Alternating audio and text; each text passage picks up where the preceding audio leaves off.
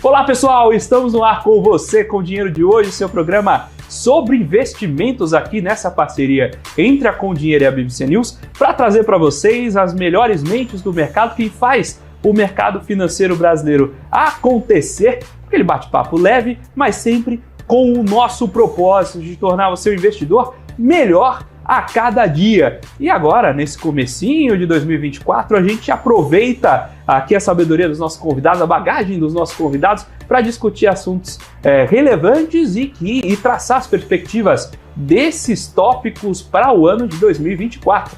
E agora nós vamos puxar uma pequena bateria sobre fundos de investimento. E para ler um pouco do que vai ser o ano de 2024 para fundos de investimento, como foi o ano de 2023, ninguém melhor do que o Hudson Bessa. Hudson, é um prazer recebê-lo aqui novamente, cada vez em um estúdio. Cada vez em um estúdio, sempre melhor.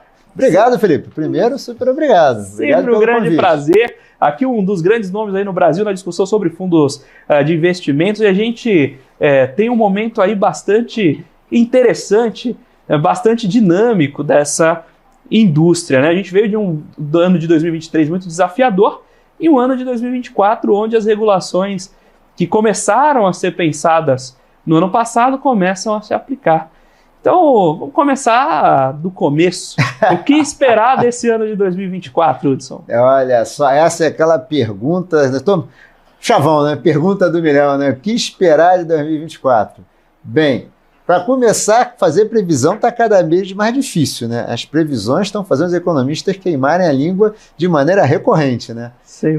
Tem muita coisa no radar, né, Felipe, para 2024, né? A gente tem a questão do juro americano, quando começa a cair, né? E em que velocidade vai cair. Tem a questão de China. A gente teve na semana passada, finalzinho da semana passada, hoje o anúncio da Evergrande, né? Pedindo falência também. Não é novidade a Evergrande? Não, mas no meio de uma tentativa da China de retomar a economia, a Evergrande cair, mostrou ali que não está fácil a Evergrande. E a Evergrande é um gigante, vai arrastar, pode arrastar, tem potencial para arrastar um setor imobiliário, né? Então assim, só já tem duas grandes preocupações, né? A gente ainda tem, só falando de mundo, olha só que coisa, né? Só falando de mundo, ainda fora Brasil, né? A gente ainda tem a questão do conflito, Hamas com Israel, que aumentou-se, ou que está aumentando, e aí a gente já fala também do Mar Vermelho também, que já está trazendo impacto na questão de preços, por conta dos fretes, e também em prazos, o que pode vir a trazer alguma questão de cadeia de suprimento, com mais pressão sobre preços também, é mais uma coisa que a gente ainda tem que falar, e a eleição americana, né? Que é mais um fator que pode causar desestabilização, porque a postura do Trump ela é muito isolacionista. E sendo mais isolacionista, tende a criar tensões no mundo também, né? Então, assim, isso é só mundo, né? No Brasil, a gente vai ter um pouquinho parecida com os Estados Unidos, só que a gente já começou os cortes, mas até onde vai, em que velocidade, né? Porque a gente tem uma questão, como sempre, do fiscal que preocupa, saiu hoje o número do déficit, né?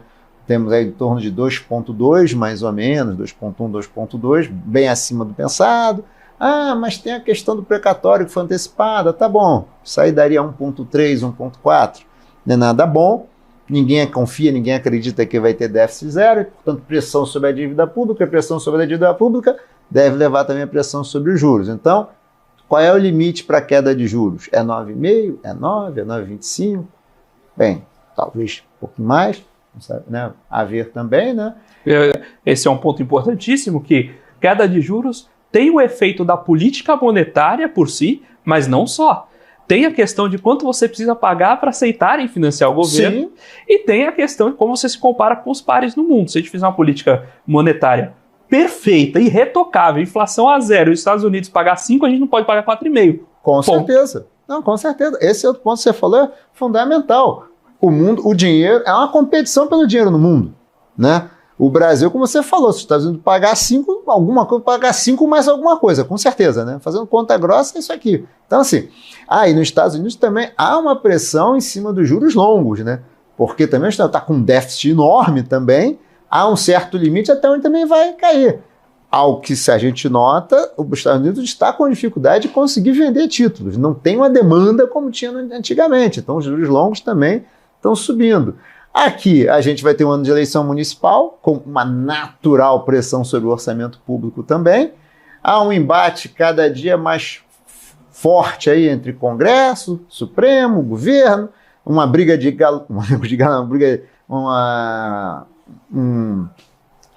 cada um puxando um lado entre Congresso e governo, né? Um cabo de guerra por recursos. Então, assim, nesse panorama todo, tudo isso pode dizer que não é fácil. Agora, com certeza, juros vão continuar altos. Você pode dizer, se a inflação der em torno de 4% e os juros fechar em torno de 9,5%, então vai de 5,5% de juros real. Então, assim, isso é um juro baixo? Não é juro baixo. Num contexto onde não é juro baixo, com certeza você tem uma questão de oportunidade para investir em ativo de risco. Bolsa, para começar. Quanto vai se pedir de juro real para investir na Bolsa? Aí você olha e pensa, Ibovespa na fase de 120, algumas casas estão em 135. Então, se a gente fizer uma conta rápida aqui, isso vai dar 15%, vai, mais ou menos. Pô, 15%, tira a inflação, vai valer a pena com o risco de bolsa para ganhar mais 4,5%, mais 5% acima da renda fixa? Não sei se vai valer a pena, então é uma pressão adicional também, né? Ano passado, o que deu bom resultado para multimercado foi bolsa estrangeira, principalmente com foco em tecnologia e criptoativo, né? Criptoativo é uma classe de ativo que, particularmente, a gente tem muito para aprender ainda.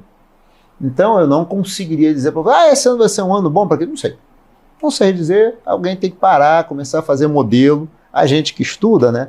Alguém tem que parar, começar a fazer modelo, entender quais são as variáveis inerentes daquele business, tal. Com certeza, a gente está estudando, mas acho que não tem nada ainda amadurecido sobre isso, né? Bolsas internacionais depende muito do que a gente falou. Que tecnologia continuará sendo um fator? Ok, ninguém duvida, mas vai ter o mesmo ímpeto com tanta coisa acontecendo e ainda mais sabendo que isso está muito concentrado no mercado americano? Tudo isso para falar que eu acho que esse é um ano que, mais uma vez, a renda fixa tende a ter predominância. Ativo de risco podem performar bem, mas vai dar trabalho. A pessoa, para performar bem, vai ter que encontrar. Não é uma estratégia óbvia, não acho que é uma estratégia óbvia desenhada.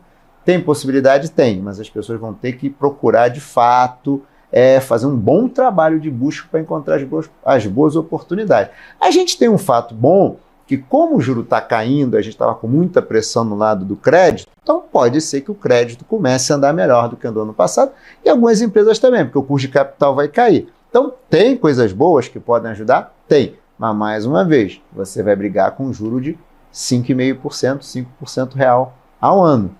Então, assim, a força que deve ser o imã que deve puxar a renda fixa. Os mercados de risco vão ter que se esforçar para conseguir encontrar valor. Com um atenuante que a gente vinha com a pressão de taxa de juros muito alta sobre as empresas, sobre o custo de capital, que vai dar uma melhorada. Mas cá entre nós, 5,5% real, ainda é uma pressão razoável, né? Tem uma conta que eu costumo fazer que é o seguinte: as empresas, para abrirem capital no novo mercado, precisam vender pelo menos 25% do seu equity, né? Por que existe esse corte? Porque senão as empresas gostariam de lançar menos do seu capital. Então 25% já é um empurrão. Agora vamos lá. Se a gente entende que 20% e 25% é um empurrão, a gente está falando que a empresa precisaria de 20% e 25% do seu capital para continuar crescendo. Agora vamos fazer a conta às avessas. Eu tenho uma empresa que quer ir para a bolsa. Ela precisa cobrir seu custo com seu ROI. Ela precisa cobrir taxa básica mais prêmio de risco. Se o prêmio de risco... Então a gente está falando de taxa básica 10. Se o prêmio de risco for 5, 6, 7, digamos 7. Ela precisaria rentabilizar seu capital a pelo menos 17% ao ano. Ajustes de beta, etc. e tal, fazendo pela média 17% ao ano. Mas se a empresa tivesse um ROIC de 17% ao ano, talvez ela não precisasse ir para a bolsa, que ela ia se financiar com o próprio crescimento. Aí o pessoal pergunta, por que não tem empresa indo para a bolsa? É simples, a conta não fecha. Estruturalmente, a empresa boa não vai para a bolsa. Aí quando a gente teve a onda de IPO, foi aquela maravilha lá, de 2000, da janela de final de 2021, né, com as empresas que depois tiveram muita dificuldade em carregar o modelo, né? Eu acho que no Brasil tem uma conta que é o seguinte: o risco aqui, ou melhor, o prêmio de risco é tão alto que grandes negócios... Inovação, por exemplo. Vamos retomar. Inovação. Inovação é risco na veia, não é isso? O que é um polo de crescimento do sistema capitalista? Vamos pegar lá o Champeta, só para fazer aquela brincadeira de economista. Vai lá. Inovação, não é isso? Então, os Estados Unidos cresce, tá, a tecnologia está por inovação. Só que inovação é risco. Então, assim, num negócio que é de risco, iminentemente de risco, como é que o investidor no Brasil, quanto o investidor no Brasil vai querer ganhar para poder financiar via equity investimento de risco? Aliás, via equity tem que ser, né? Porque investimento de risco não vai financiar com dívida, né? Então, pelo menos nos estágios iniciais. Quanto o cara vai querer? É impossível. A conta que você fez mostra claramente que uma empresa que já está no mercado, operando, que já é conhecida, ela tem um custo de capital que não dá. Inviabiliza o negócio. Agora imagine alguém que vai montar uma startup, um Google. Se o Google quisesse ter nascido aqui, quantas pessoas teriam de pedir de remuneração do capital para poder investir e comprar equity de Google? Exatamente. Mas hoje em dia o Google é o mesmo. Mas ninguém na partida imaginaria que a economia tem essa transformação toda. No início dos anos 2000, hoje em dia é fácil. No início dos anos 2000, ninguém imaginou que a internet ia ser o que é hoje. Ninguém imaginou que esse mundo telecom...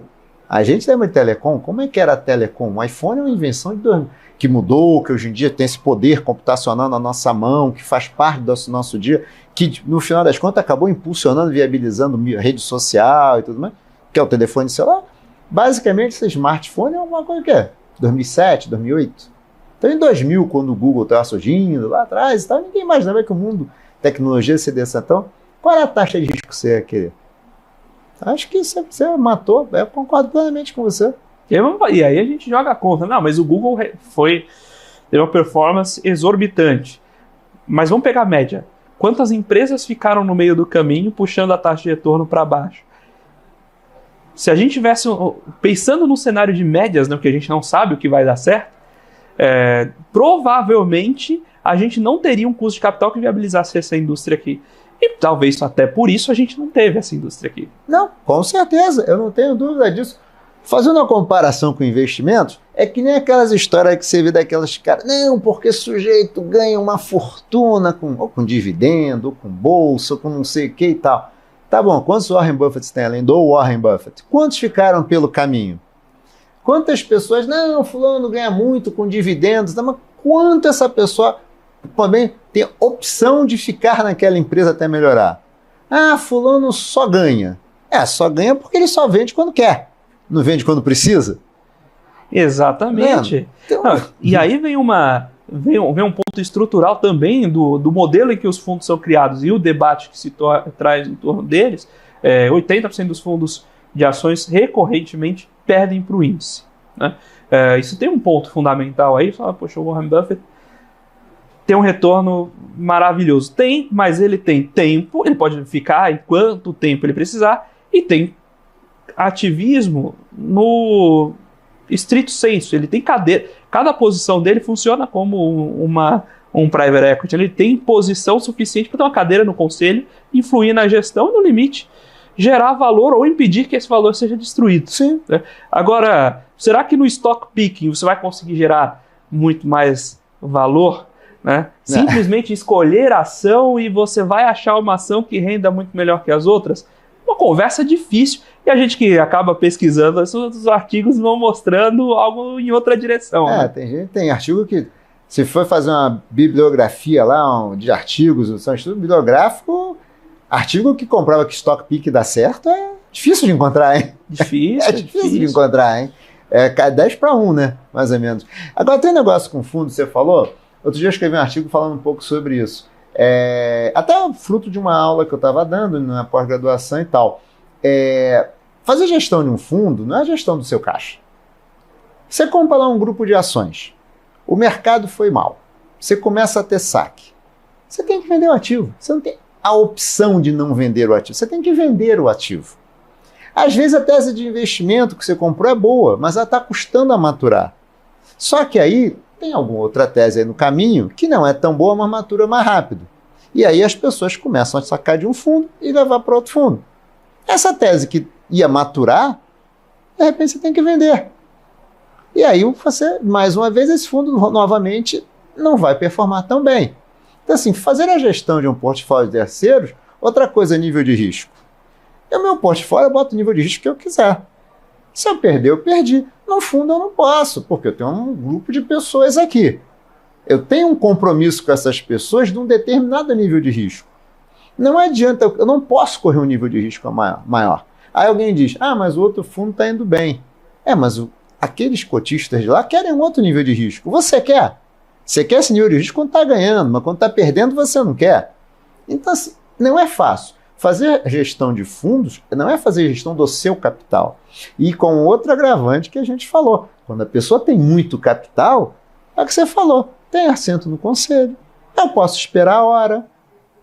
Posso esperar a hora. Está perdendo? Tá bom. Eu acho que o papel é bom, eu vou ficar com ele. Então, tudo isso é muito diferente. E aí vem um agravante. Momentos de muita volatilidade são as oportunidades, tem um momento de muita volatilidade e tal. Perfeito, não é decisão sobre isso. Se tiver tudo parado, não há muita oportunidade. Agora, também, quando você faz gestão de recurso de terceiro, no momento das grandes oportunidades, também tem os grandes vales, que podem ser provisórios, podem ser naquele momento e tal. E aí, o que acontece nessas horas? Nessas momentos você tem saque, muitas vezes, porque, em geral, o investidor não vai, muitas vezes não pode esperar, não quer esperar, não sabe do que comprou, tanto faz, ele é soberano, ele faz o que ele quiser. E aí, mais uma vez, você às vezes fica sem caixa, para poder pegar outras boas oportunidades. Você tem, da mesma forma, às vezes a gente discute sobre o efeito mecânico da redução de risco de uma carteira de dividendo, porque todo mês você recebe aquele dividendo, reinveste o dividendo, quando a ação está nos seus vales você compra mais, quando ela está nos seus picos você compra menos, isso vai reduzindo a volatilidade média.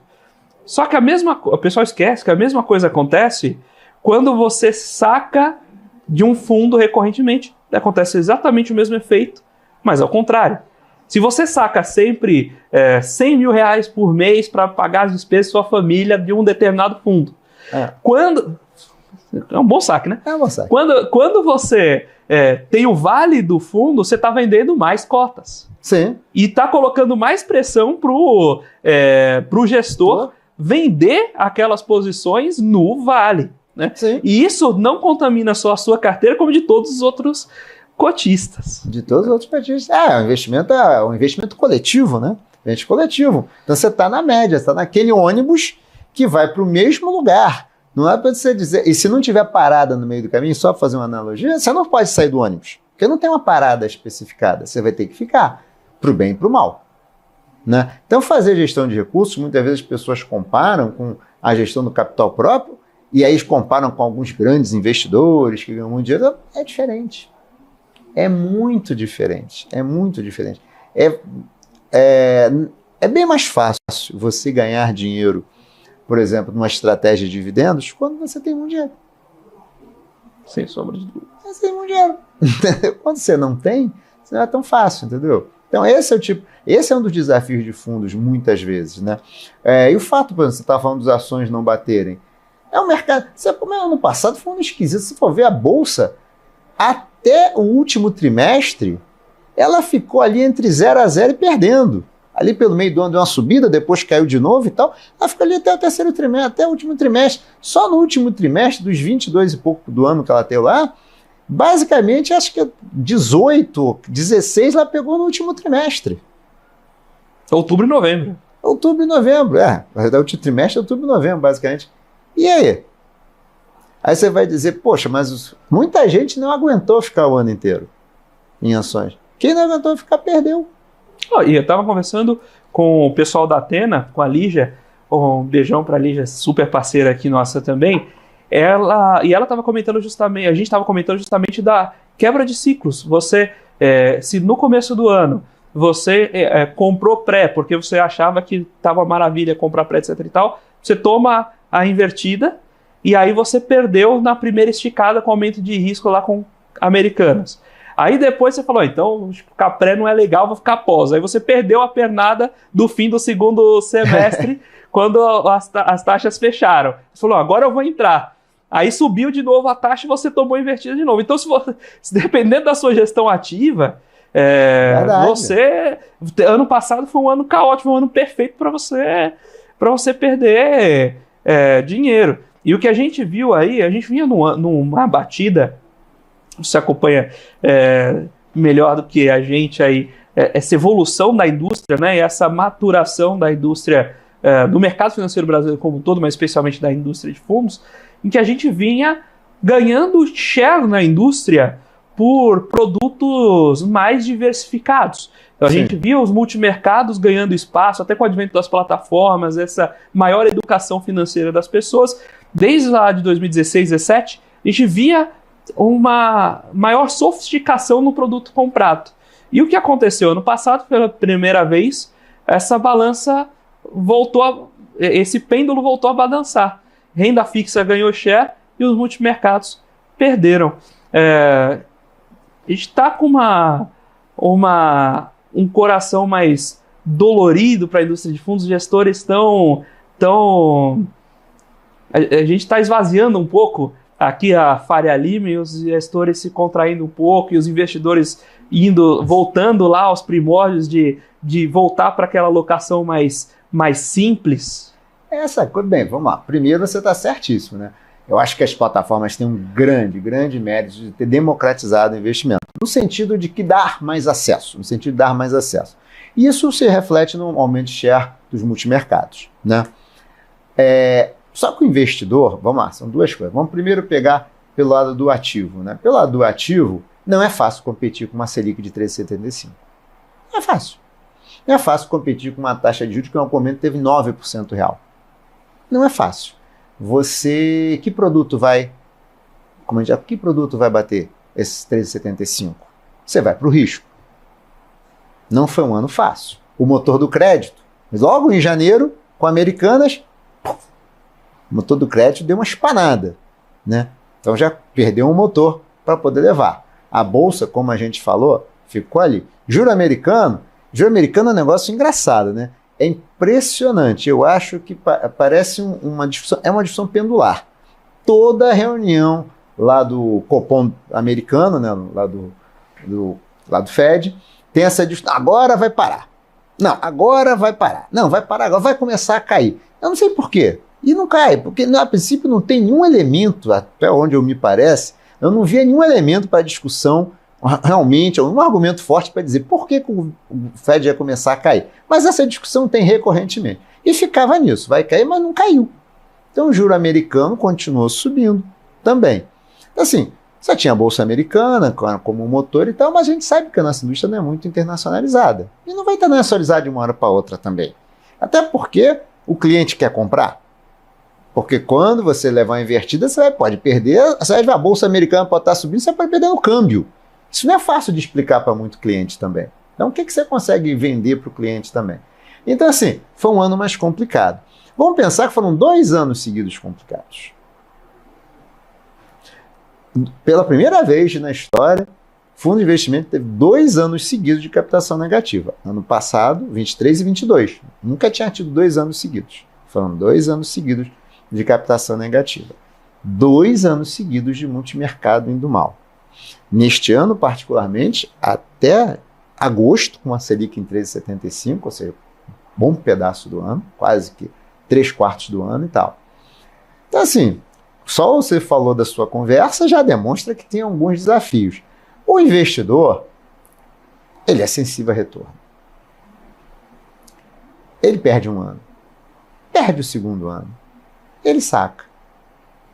E aí ele olha para a taxa de juros, vê esses fundos, muitos desses fundos de renda fixa com papéis públicos, título público federal e papel de banco. Não chacoalha que nem crédito. Ele olha para o lado e vê. O que ele faz? Bem, eu vou para lá, né?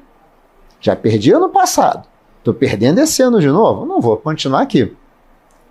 E depois, Felipe, tem um ponto que a gente não sabe exatamente até onde vai, que é como são feitas essas vendas.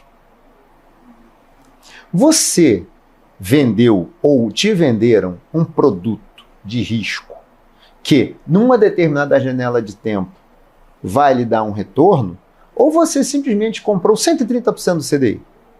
Porque 130% do CDI não tem nenhum lugar escrito aqui se é 1 ano, 2 anos, 3 anos. Vender algum produto assim, este produto dá 130% do CDI. Aí todo mês sai um CDI em tudo que é lugar. Sai todo dia, mas vamos botar que todo mês sai. O cara faz conta um mês, não deu 130. Não deu 130. No terceiro mês ele tem alguma coisa errada. Então tem que também saber como é que são essas vendas. Então assim, eu acho que este retrocesso, essa mudança, essa migração para a renda fixa, que também perdeu recurso. Embora o share tenha aumentado, ela perdeu menos. E aí faço uma perna para uma questão também, que é até onde as pessoas, numa conjuntura ainda apertada, e aí eu acho que tem uma discussão que é complexa, a questão do emprego, né? Porque só pegando o pano de fundo, que é a questão americana, que é a melhor para exemplificar, né? Todo mundo apostava que ia ter desemprego nos Estados Unidos, ou melhor, com o aumento da taxa de juros, então a economia americana ia pelo menos ficar ali a meia bomba com algum desemprego. Não aconteceu nada disso, né? Então há um fenômeno aí no mundo também que é entender essa questão inflação, crescimento, emprego, que os manuais de economia, pelo jeito, não estão conseguindo explicar tão bem. Nessa questão toda, o Brasil melhorou a questão do desemprego. Ok. Porém, a gente vê muita gente em dificuldade. Inadimplência só agora está caindo, só nos últimos indicadores. Então, assim, as pessoas também estão tirando recursos. Talvez até da época da pandemia ainda, talvez. A poupança teve mais um ano muito ruim. Então, talvez as pessoas estejam tirando dinheiro das suas aplicações para pagar contas. E se isso for verdade, já estou perdendo multimercado 2 anos, né? Vou tirar mais daqui e menos dali, que ali pelo menos me dá uma alegria. No final do ano ele vai bater 13%. 1% ao mês, né? Vamos combinar, né? E ainda essa enxugada da poupança piora outras perspectivas, que é justamente a poupança pública que financia investimento. A gente já tem um país que está sofrendo de investimento há muito tempo, e a gente enxugando mais essa disponibilidade de poupança, menos projetos são financiados, e a gente vai girando esse motor negativo, né? Vai girando. O que a gente tem, mas que a gente vem vendo, né, meio, talvez não tão bem quanto a gente gostaria, mas está indo melhor, são fundos estruturados, né? Fundos imobiliários, que continuam indo bem, os FDICs, que também vêm performando bem e tal, tem o Fiagro agora, o Fiagro está dando um show aí, são os primeiros produtos, acho que ele produto que a gente também vai ter que ver o histórico dele, mas ele vem bombando aí também. E os FIPs, né? Que também são uma opção para investimento de longo prazo. Aí falando FIP não vou falar entidade de investimento, não. FIP realmente na natureza de financiar risco, né? Com essa natureza específica, né? Esses produtos eles vêm crescendo, né? Esses produtos devagarzinho, às vezes dá uma invertida daqui, uma dali, mas eles vêm apresentando um crescimento consistente. Esse é um lado bom que a gente vem vendo. Esse é o lado bom que a gente vem vendo. Mas você colocar um ponto num país onde a gente tem uma taxa de poupança muito baixa, um risco muito alto. E o prêmio de risco alto. Um prêmio de risco altíssimo. Tem que ser, inclusive, né? Com uma taxa de juros básica muito alta, é difícil financiar. Com poupança baixa, quem financia o risco? Esse é o ponto. Esse é o ponto. Os fundos de investimento deveriam estar financiando o risco. E nos estruturados, talvez estejam cumprindo uma boa parte do seu papel. Mas em estratégias mais arrojadas, quando o fundo de multimercado ou fundo de ações, popular dos fundos líquidos, isso fica difícil.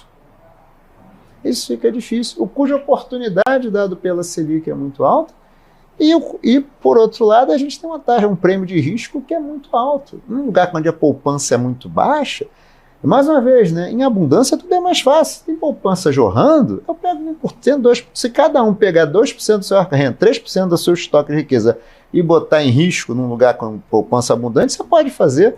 Mas onde a poupança é escassa, qualquer 3%, minha farinha pouca, meu feijão primeiro, né? Meu pirão primeiro, né? Com certeza. Não dá, né? Eu não vou ficar aqui. Esse é um problema sério. E fundos realmente teve, né? O que a gente estava falando. Foi um ano Nem dá para dizer mais que foi desafiador, foi um ano catastrófico, né? Com certeza, vamos bater esse papo aqui com o Hudson Bessa sobre a indústria de fundos, sobre o mercado de fundos aqui no Brasil, suas evoluções, suas dificuldades para 2023 e perspectivas para 2024. Agora a gente vai para um breve intervalo, mas daqui a pouquinho a gente está de volta com o segundo bloco do Você com o Dinheiro de hoje.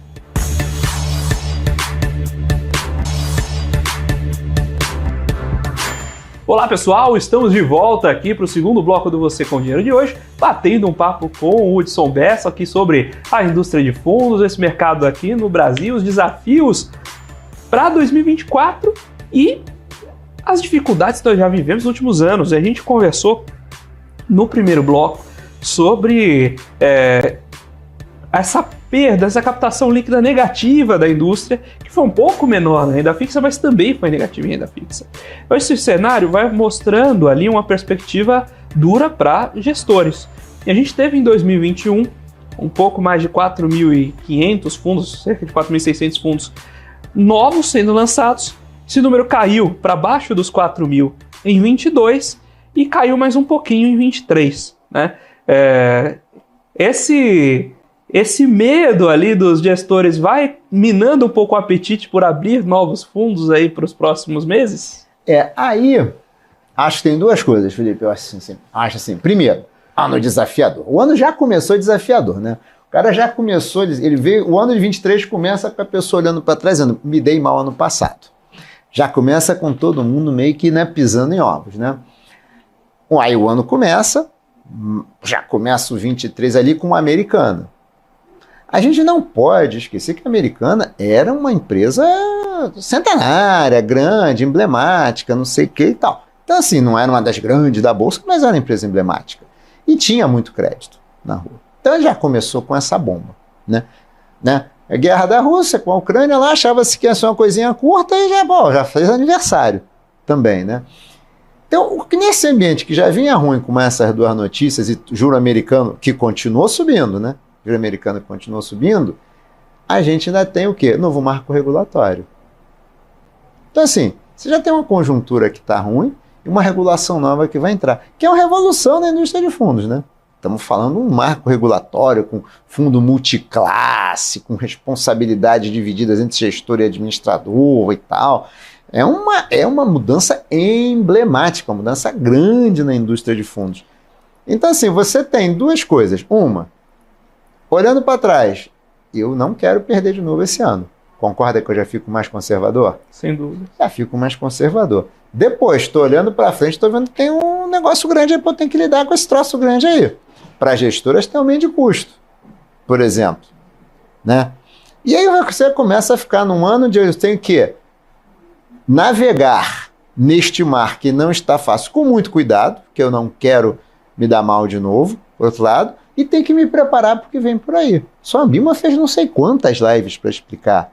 Né? Então, assim, é um negócio de vulto. Então, você bota a estrutura da asset, lá fazendo o seu trabalho, tendo que, de alguma maneira, evitar perdas, e, de outro lado, uma boa parte da estrutura tentando entender o que é novo para o ano que vem.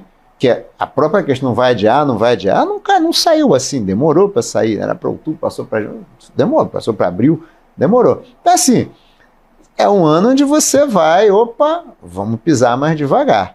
E aí você vê esses eventos que a gente já vai, esse negócio agora, Israel com Hamas, totalmente fora. Né? Ninguém esperava um negócio desse. E não vamos esquecer, é sempre uma região que preocupa. Não só por causa da questão do petróleo, mas a capacidade de contágio que ela tem. Então, assim, mais uma surpresinha nessa caixinha de surpresa que vem, né? Aliás, na verdade, a gente pegar pandemia em 20, né? Depois Rússia, Hamas, não tá fácil a vida de gestor, não. Não, se a gente considerar Brasil, você começou a contar na pandemia, mas o Brasil tinha aquela tradição de maio. Aconteceu alguma coisa? Tinha verdade. Tido Joesley Day, greve dos caminhoneiros, Brumadinho. Se você for puxando, não tem um ano de tranquilidade, né? Tranquilidade, é verdade. Então, mas também a gente não pode esquecer que foi o primeiro ano de um governo que entrou com uma expectativa, vou dizer com uma expectativa ruim, mas o mercado não comprava. o governo. Não vou dizer que compra ou não compra ainda, não é o ponto, não é esse. Mas existia uma expectativa ruim. E não vou dizer que aquela expectativa não tinha um pano de fundo que fizesse sentido. Tinha um pano de fundo, uma política econômica muito intervencionista, não sei o que, 2 recessões seguidas, também coisa que o Brasil não quer. Então tinha um pano de fundo que justificava. Então também começamos o ano... É que a gente, às vezes, acho que o 23 foi um ano tão intenso, mas tão intenso, que acho que é tanta coisa que a gente até esquece. Mas até, basicamente, maio, o governo estava se provando com a questão do novo arcabouço fiscal, com a questão de tentar sair uma reforma tributária. Até maio, quase que o primeiro semestre foi um semestre de todo mundo meio apreensivo do que seria a economia brasileira, né? Com o externo que não estava fácil. E nesta situação que a gente está falando, é mais uma pressão em cima do gestor. Foi um ano fácil não, Felipe. Foi um ano fácil não. Regulação, cenário externo, cenário interno. Governo novo, foi uma eleição muito polarizada também. Não é fácil. Vamos abrir um pouco, a gente falando um pouco de local e de tempo, né, em anos, mas a gente sempre belisca um ponto que da literatura é muito explorado, e a gente não tem ainda um consenso, que é, poxa, nesse cenário onde a gente tem dificuldade em enxergar a geração de alfa positivo, né, por parte dos gestores da gestão de carteiras, por que tantos fundos no mercado? Por que a gente continua, mesmo tendo diminuído o lançamento de novos fundos, ainda são lançados mais fundos do que morrem. A indústria continua crescendo no Brasil e no mundo. Mas, olhando para as nossas evidências, por que a gente continua criando novos e novos fundos no mercado? Aí eu acho que tem 2 coisas, tá, Felipe? Assim, essa aí também é percepção totalmente minha, tá? Realmente não tem estudos assim sobre isso. Mas vamos lá. Pegar sobre o veículo, né? O veículo ele dá acesso. A gente hoje tem, a classe média, pode ser que a distribuição de renda tenha piorado, mas a classe média está aumentando. E ele é um veículo que dá acesso.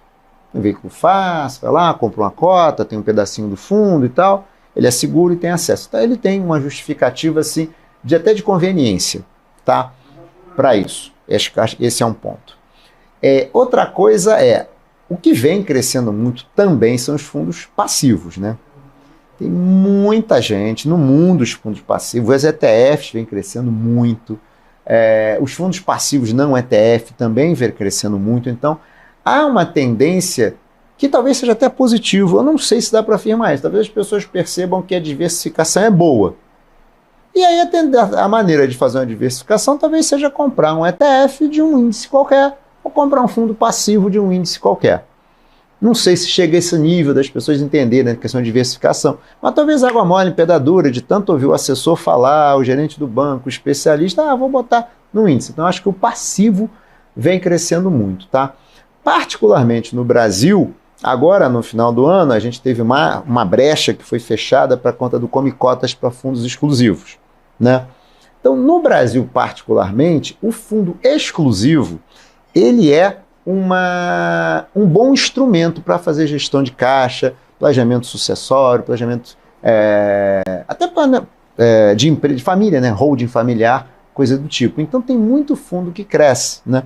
Aqui no Brasil para atender essas demandas. O tamanho da indústria de fundos exclusivos, o número de fundos exclusivos na indústria de fundos, você com dinheiro com certeza tem esses números, é enorme. A gente está falando de alguma coisa que os números variam, né? Mas eu diria para você que a gente está falando, sem falar em fundo master, né? Só falando em fundo exclusivo, mesmo, de família, não sei o que, a gente deve estar falando de pelo menos 60% da indústria de fundo, número de fundo exclusivo, em PL talvez mais até. Então tem um tamanho de fundo grande. Por exemplo, você pega fundo de previdência. O fundo de previdência é um fundo para vender para o plano. Então você tem lá para as próprias previdências fechadas. Fazer a gestão via fundos também é bom. Fundos no Brasil tornam um produto razoavelmente barato para institucional. Então, entre você ter um fundo que está tudo organizadinho, com balanço, não sei o quê, e você fazer a gestão via vários gestores, você com um gestor na sua fundação, não sei o quê, pensa, não, faça via fundos. É muito mais tranquilo para mim, porque tem relatório, tudo bonitinho, tem um responsável fiduciário pelo fundo e tal. Então, assim, eu acho que no Brasil, no mundo, eu acho que o fundo passivo explica muito do crescimento. O fundo passivo explica bastante do crescimento, questão do acesso também. E no Brasil tem esse valor, esse adicional, que é a estrutura de fundos para institucional, ela é barata, e para as famílias ela é muito boa tributariamente. Que mesmo caindo a questão do não come cotas, chamar de isenção do come cotas, você ainda tem um produto que você só paga algum imposto o dia que você vende a cota, já que a carteira é isenta. Então, para aplicações em ações, por exemplo, faz absoluto sentido carregar a carteira dentro de um fundo. Mesmo nunca tendo o benefício da come cotas. Não tem porque é ótimo. Você vai pagar 15% e roda e nunca paga nada. Então, se você mesmo vai fazer um fundo exclusivo, eu vou fazer o quê? Vou fazer um fundo, eu vou fazer via fundos. Tributação é fácil, e eu não pago nada. Então, inclusive, se eu não tiver intenção de resgatar, é muito melhor. Vou pagar em nenhuma negociação.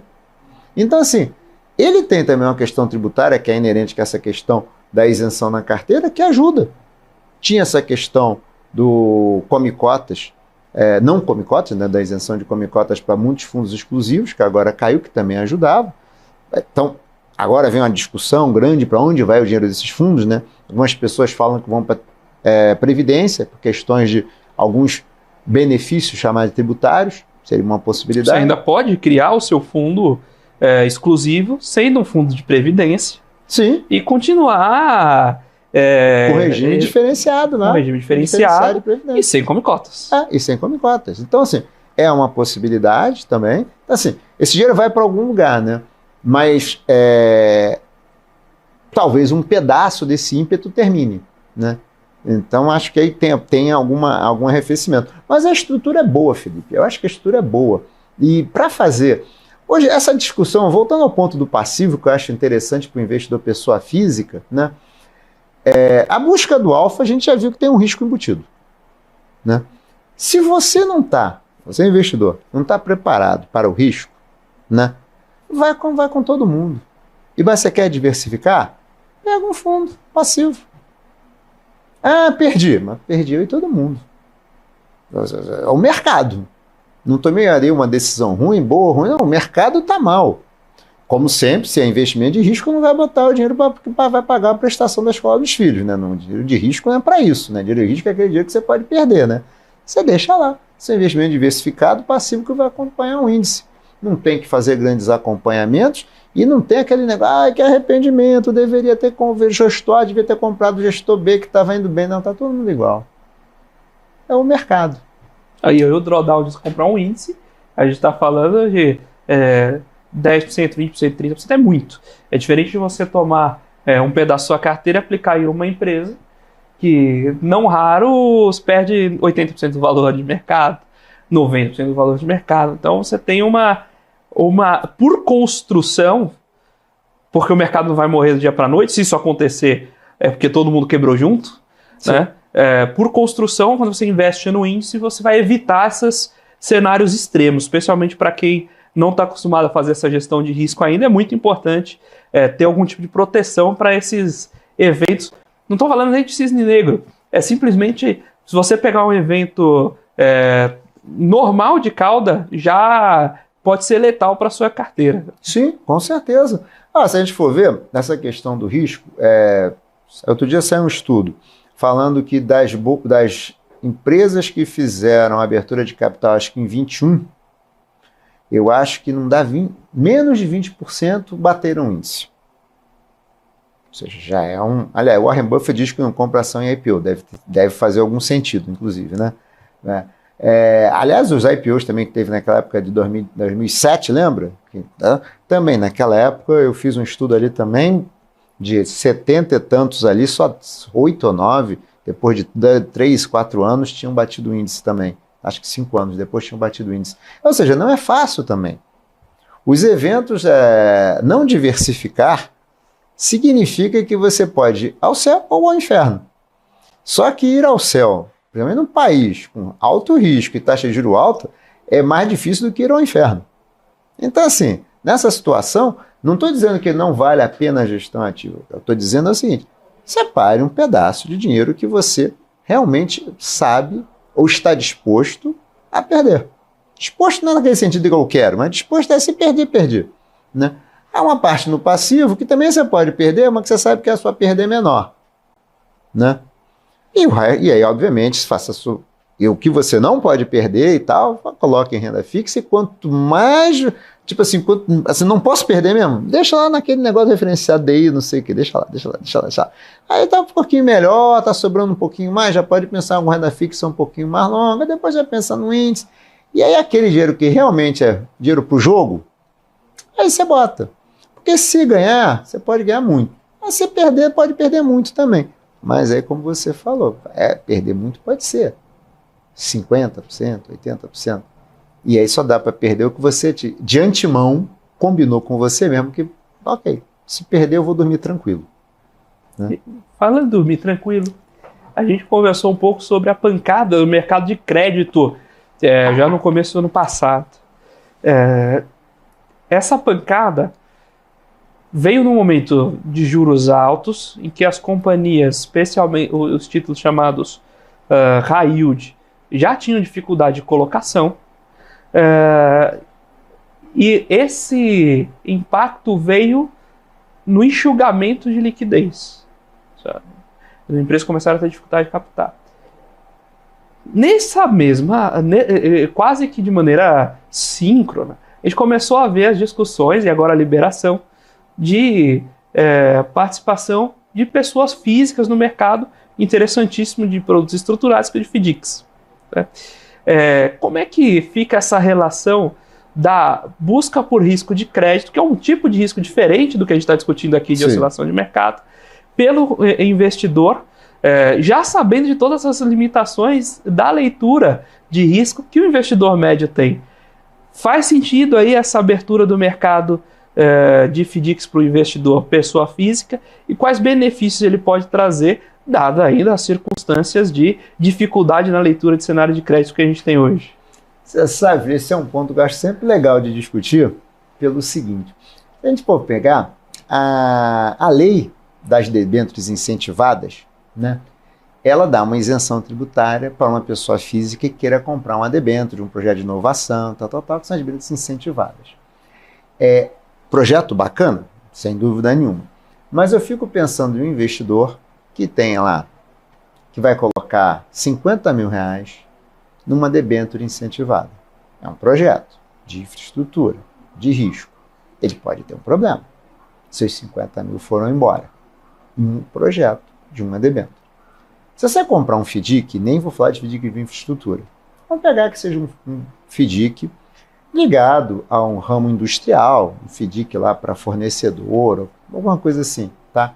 Este crédito, primeiro, ele tem uma gestão, um consultor de crédito, e ele tem uma gestora, que vão selecionar originador, cedente e tal, vão montar toda uma estrutura. Todo FDIC tem uma, digamos assim, uma estrutura de chamar de garantias, que começa com uma cota subordinada, que é o quê? Basicamente, alguém que fica com a cota subordinada se der problema, o cara perde a cota subordinada e aporta, no fundo, esses recursos. Ele tem uma cota subordinada, ele tem um grau ele tem um critério de elegibilidade, ele pode ter seguro de crédito. Tá? Tem uma série de garantias que você pode montar no FDIC. Depois, e aí, mais uma vez, muitas vezes pode ser um crédito pulverizado também, de várias empresas. Pode até ser que seja de uma única empresa, mas de repente de vários originadores. Tudo isso nos leva a quê? Ele é um crédito que está mais diversificado do que comprar uma única debênture incentivada. Então, para efeito do investidor, eu fico pensando o seguinte, eu acho que o fundo é melhor. Sempre pode dar ruim, mas me parece melhor. Que eu boto meus 50 mil reais, meus 10 mil reais num fundo que tem um gestor, que tem um consultor de crédito, que tem uma estrutura de garantias que, de alguma maneira, vai segurar os primeiros problemas. Então, se o gestor não fizer muita bobagem, os primeiros problemas que já estão incorporados ali vão ser absorvidos, que já estão previstos, a possibilidade já existe, né, como PDD e coisa do tipo, eles já vão ficar ali. Alguém já vai segurá-los. Não vão chegar em mim, que tem uma cota sênior. Então, me parece que faz todo sentido. A legislação, quando agora com a nova legislação, com os FDICs, ela deixa que esses fundos cheguem aos investidores a partir de algumas regras que os gestores têm que seguir para tornar o produto mais seguro, digamos assim. Então, me parece que sim. Eu acho que hoje, dado que você tem gestão profissional, dado que o instrumento tem garantias, tem instrumentos, a estrutura, ela prevê garantias, acho que faz todo sentido. Faz todo sentido, sim. Os riscos individuais são naturalmente maiores, mas o próprio produto é desenhado para uma composição de gestão de risco mais adequada que você ir lá e comprar o papel individualmente. Com certeza, porque, mais uma vez, é diversificado, né? Você pode até pensar assim, mas pode ser que eu tenha um único cedente. Pode ser, mas um único cedente com vários originadores. É o cara que tinha o crédito, mas o devedor do crédito são vários. E todos eles vão dar problema ao mesmo tempo? Não. Mas a estrutura pode estar mal feita. Pode estar mal feita. Tudo pode dar problema. Investimento, o investimento não é certeza. Investimento sempre tem risco. Mesmo quando você compra investimento de título público. Vamos lembrar da Grécia em 2008, 2009.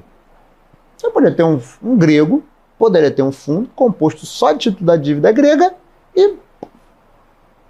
Né? Então, assim, investimento é futuro. Futuro, ele é incerto por definição. Então, sempre tem risco. Nada é certo. Dado isso, uma estrutura diversificada, se seguir o by the book, sempre será melhor do que um ativo individual, na questão do risco. Sempre será melhor.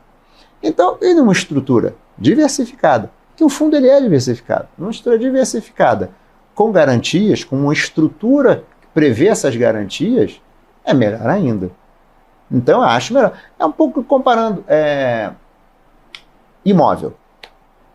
Por exemplo, por que eu não invisto, nunca investi em imóvel? Nunca investi. Imóvel assim, vou comprar por quê? Imóvel não é óbvio.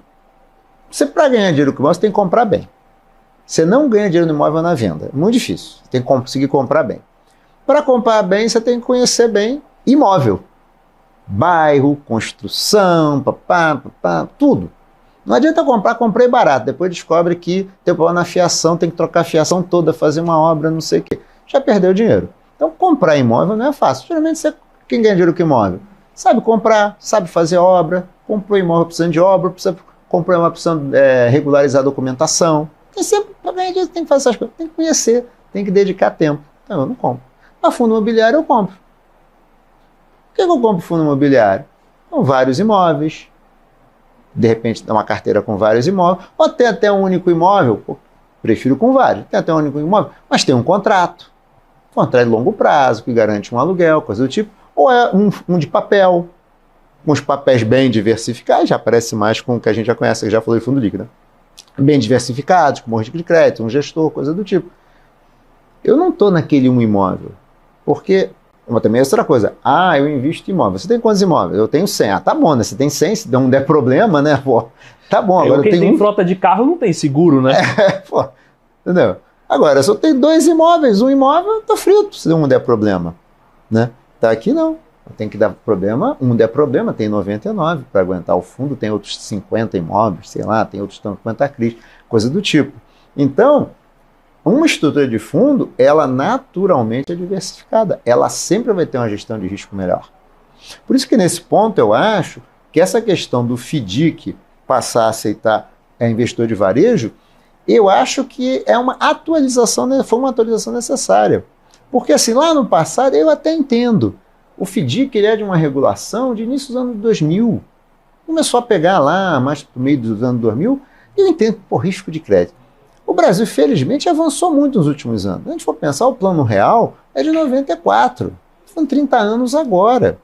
Até 94, se a gente pensar que o produto é dos anos 2000, 2004, 10 anos depois, até 1994, a nossa vida de investidor era se proteger da inflação.